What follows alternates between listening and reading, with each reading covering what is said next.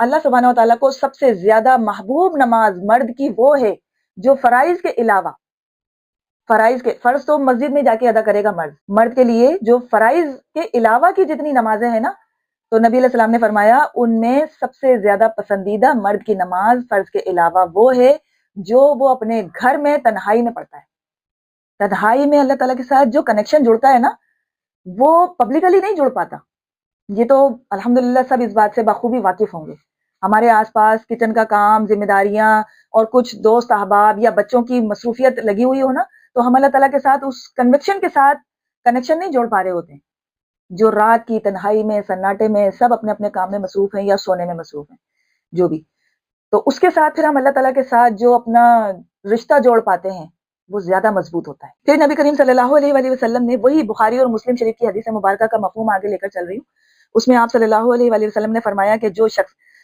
ایمان اور احتساب کے ساتھ لیلۃ القدر کا قیام کرتا ہے، اس کے بھی اللہ سبحانہ وتعالیٰ پچھلے تمام گناہوں کو معاف فرما دیتے ہیں۔ مطلب بہترین انعام مل رہے ہیں یہ انسان کو، پیکیج میں مل رہے ہیں، سیل لگی ہوئی ہے، کہیں پر سمجھ لیجئے 50% آف سیل لگتی ہے، کہیں 75% آف کی سیل لگ جاتی ہے، کہیں پر 99% کی بھی آف ہوتا ہے سیل میں۔ لیکن یہاں پر دیکھیں اللہ سبحانہ وتعالیٰ کا انعام کہ نبی کریم صلی اللہ علیہ وآلہ وسلم نے فرمایا کہ اللہ سبحانہ وتعالیٰ رمضان المبارک کے مہینے میں روزے رکھنے والے شخص کے لیے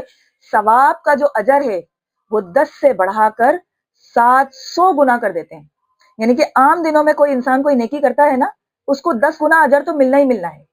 ہم 5 وقت کی نماز پڑھتے ہیں نا، 50 نمازوں کا ثواب تو آٹومیٹیکلی ملنا ہے، لیکن رمضان میں ہر ایک نیکی کا جو اجر گنا کئی گنا جو بڑھ کر ملے گا نا، 700 گنا پر محیط ہو جاتا ہے وہ۔ پھر نبی کریم صلی اللہ علیہ وآلہ وسلم نے فرمایا کہ جس شخص نے ایمان اور احتساب کے ساتھ رمضان المبارک کی راتوں کا قیام کیا، جس کو قیام اللیل کہتے ہیں، تہجد عام دنوں میں تہجد کے نام سے مشہور کی جاتی ہے وہ یہ نماز، اور قیام اللیل احادیث کی روشنی میں اس کو ذکر کیا جاتا ہے۔ رمضان میں اس کا خاص اسپیسیفک نام تراویح سے منسوب کر دیا گیا ہے۔ یہ سب ایک ہی نماز کے نام ہے، آپ رمضان میں اس کو تراویح کے نام سے کال کریں، عام راتوں کے لیے قیام اللیل کا نام سے ذکر کریں، یا تہجد کے نام سے اس کو یاد کریں، نماز ایک ہی ہے۔ اس میں یاد رہے یہ بحث جو آگے چل پڑتی ہے نا کہ رکعت کتنی ہونی چاہیے، وقت کون سا ہونا چاہیے، اس میں کوئی تردد والی حکم نہیں آیا ہے۔ ہاں اس کے اندر انفسائز ضرور کیا گیا ہے تراویح کے اعتبار سے، جو 8 رکعت ہیں یا 20 رکعت ہیں، اس کے لیے سٹارٹ میں ہی ذکر کر دوں کیونکہ چاند دکھتے ہی ابھی روزے کی ٹائمنگ شروع نہیں ہوئی ہوتی ہے، لیکن تراویح کا اہتمام شروع ہو جاتا ہے۔ تراویح کو بہت زیادہ اہمیت دی جاتی ہے رمضان کے ساتھ خصوصی طور پر جوڑنے کے لیے۔ اصل تراویح ہو، قیام اللیل ہو، تہجد ہو، اس کا مقصد جو ہے نا قرآن سننا ہے، اللہ کے کلام کو پڑھنا ہے۔ کریم صلی اللہ علیہ وآلہ وسلم پر تہجد یا قیام اللیل فرض تھی، تمام مومنین کے لیے یہ فرض نہیں ہے لیکن سنت ہے، افضل ہے۔ یہ ایک سمجھ لیجئے مٹھائی کے طور پر ہے، جیسے ایک جاب کر رہا ہوتا ہے انسان، اس کے علاوہ سائیڈ بزنس اگر کوئی کرتا ہے نا تو وہ مٹھائی تصور کی جاتی ہے اس کی۔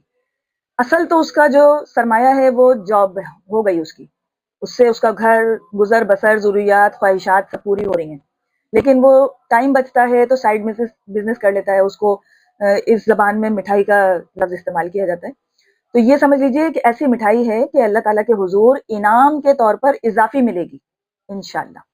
تو تراویح کے اندر آپ چاہیں سے 2 رکعت پڑھیں، چاہے سے آپ 100 رکعت پڑھیں، کوئی قدغن نہیں بتائی گئی حدیث میں۔ نبی کریم صلی اللہ علیہ وآلہ وسلم کی روٹین جو تھی، آپ علیہ السلام اکثر 8 رکعت پڑھا کرتے تھے، اور اسی طریقے سے اس کے پیرالل میں 20 رکعت بھی پڑھ لیا کرتے تھے، یعنی کہ عموماً 11 رکعت پڑھا کرتے تھے، 8 رکعت پلس 3 وتر کو شامل کر لیجئے تو 11 رکعت ہو گئی۔ اور اس کے علاوہ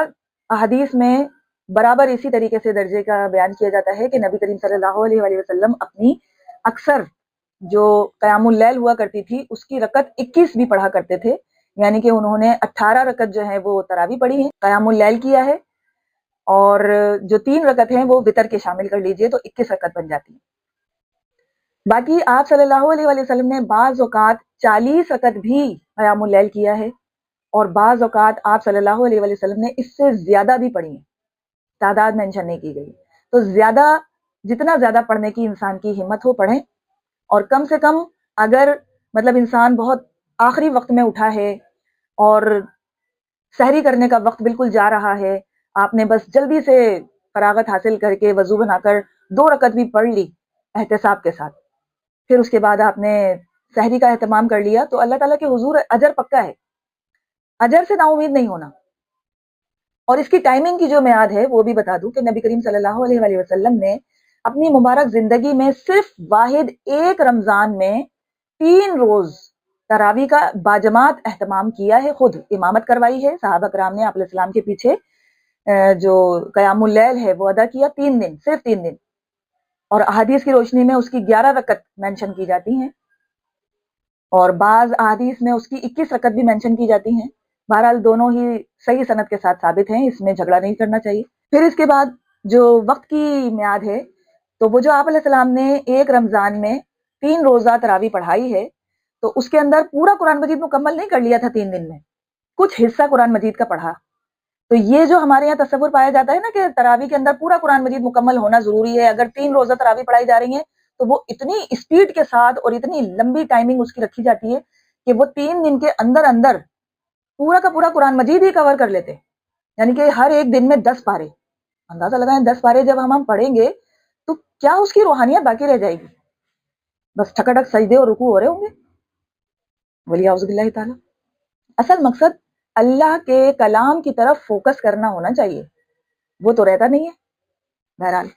پھر آپ صلی اللہ علیہ وآلہ وسلم نے 3 دن کے بعد حجرے سے تشریف باہر نہیں لے کر آئے، صحابہ کرام انتظار کرتے رہے، نبی علیہ السلام سحری کے وقت باہر آئے، بلکہ فجر کے وقت باہر آئے، اور آپ صلی اللہ علیہ وسلم نے ناراضگی کے ساتھ بلکہ ڈانٹنے والے انداز میں صحابہ کرام کو پکار کر کہا کہ میں تمہاری یہاں پر موجودگی سے آگاہ تھا، تمہارا یہاں پر میرا انتظار کرنا مجھ سے چھپا ہوا نہیں تھا، میں جان بوجھ کر باہر اس لیے نہیں آیا کہ کہیں مجھے مطلب ڈر تھا اپنی امت کے لیے، کہیں اللہ سبحانہ وتعالیٰ کو یہ نماز اتنی زیادہ پسند نہ آ جائے کہ اللہ سبحانہ وتعالیٰ تمہارے اوپر اس نماز کو فرض قرار دے دے، کیونکہ نبی علیہ السلام کی مبارک زندگی میں وحی کا سلسلہ جاری تھا، احکامات نازل ہو رہے تھے، اس وقت اس بات کا اندیشہ تھا کہ اللہ سبحانہ وتعالیٰ کسی چیز کو پسند فرماتے ہوئے اس کا حکم ہی نازل فرما دیں فرضیت کے درجے میں۔ اس وجہ سے آپ صلی اللہ علیہ وسلم نے امت کے لیے آسانی کو پسند کرتے ہوئے اس چیز سے اجتناب کیا، منع کوئی نہیں کیا۔ آپ صلی اللہ علیہ وسلم نے فرمایا کہ تم لوگ اپنی نمازیں ادا کرو